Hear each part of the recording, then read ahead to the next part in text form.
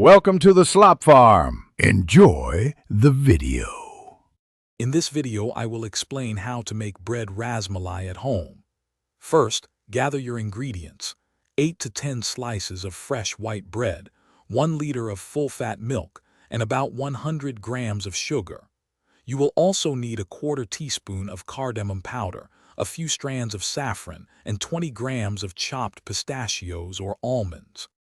Next, let's prepare the rabri, the creamy base for our rasmalai. Pour 1 liter of full-fat milk into a heavy-bottomed pan and bring it to a boil over medium heat. Continue to simmer, stirring often, until the milk reduces to about half its original volume, becoming thick and creamy. Then, stir in 75 grams of sugar, a quarter teaspoon of cardamom powder, and a few saffron strands. Now, let's prepare the bread pieces. Take 8 to 10 slices of fresh white bread and carefully trim off all the crusts. Using a 2-inch round cookie cutter or the rim of a small glass, cut out circular shapes from each bread slice.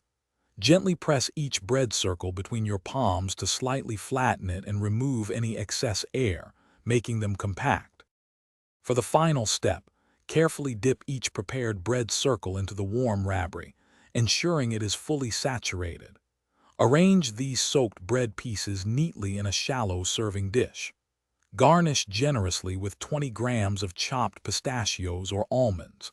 Cover the dish and refrigerate for at least 2 hours, allowing the flavors to meld and the rasmalai to chill perfectly before serving. Thanks for watching. Consider subscribing if we helped you today.